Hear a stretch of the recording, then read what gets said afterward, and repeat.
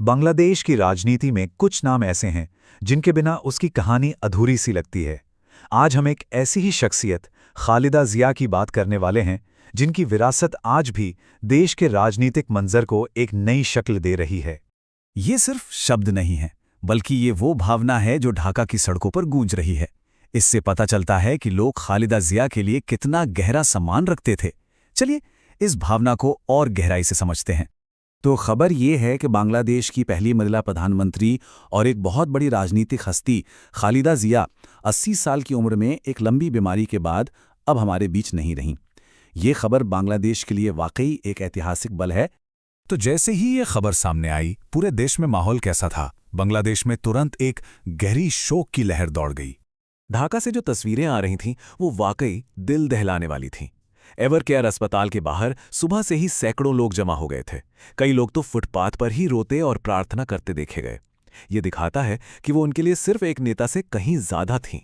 और देखिए, इस राष्ट्रीय शोक की गंभीरता का अंदाजा इसी बात से लगाया जा सकता है कि अंतरिम सरकार ने उनके सम्मान में 3 दिन के राष्ट्रीय शोक ऐलान किया है, जो उनके कद का एक साफ सबूत है। और ये भावना सिर्फ आम लोगों तक ही सीमित नहीं थी। अंतरिम सरकार के जो प्रमुख हैं प्रोफेसर मोहम्मद यूनुस, उन्होंने भी उन्हें श्रद्धांजलि देते हुए कहा कि वो एक ऐसी विरासत हैं जिन्हें देश कभी नहीं भूल पाएगा। तो सवाल यही उठता है कि आखिर कौन थी खालिदा जिया जिनका प्रभाव इतना गहरा था? ये सवाल हमें उनके अतीत और उनके राजनीतिक सफर की तरफ ले जाता है। उनकी कहानी की शुरुआत असल में एक बहुत बड़ी त्रासदी से होती है, जिसने उन्हें राजनीति के बिल्कुल केंद्र में ला खड़ा किया और बांग्लादेश के इतिहास को हमेशा के लिए बदल दिया। हुआ ये कि 1981 में उनके पति राष्ट्रपति जियाउर रहमान की हत्या के बाद उन्होंने राजनीति में कदम रखा। फिर उन्होंने सैन्य तानाशाही इरशाद के खिलाफ एक लंबे आंदोलन को लीड किया और 1991 में बांग्लादेश की पहली चुनी हुई महिला प्रधानमंत्री बनकर इतिहास रच दिया।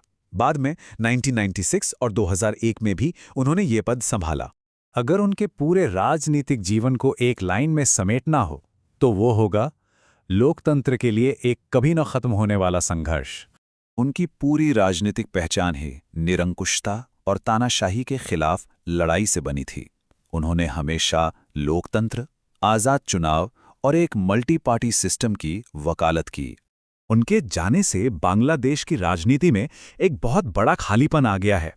अब सबसे अहम सवाल ये है कि उनकी राजनीतिक विरासत और उनकी पार्टी यानी बांग्लादेश नेशनलिस्ट पार्टी का नेतृत्व कौन करेगा?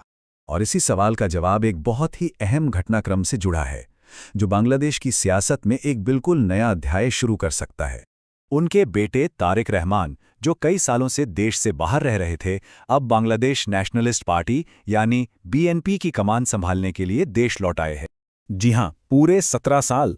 सोचिए, 17 साल के लंबे निर्वासन के बाद उनका लौटना बांग्लादेश की सियासत के लिए एक बहुत बड़ा मोड़ है और इसके कई मतलब निकाले जा रहे हैं।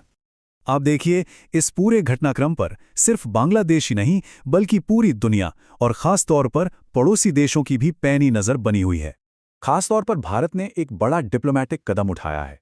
विदेश मंत्री डॉक्टर एस जयशंकर उनके अंतिम संस्कार में शामिल होंगे। हाल में दोनों देशों के बीच जो तनाव रहा है, उसे देखते हुए इसे भारत बांग्लादेश संबंधों को लेकर एक बड़ा संदेश माना जा रहा है।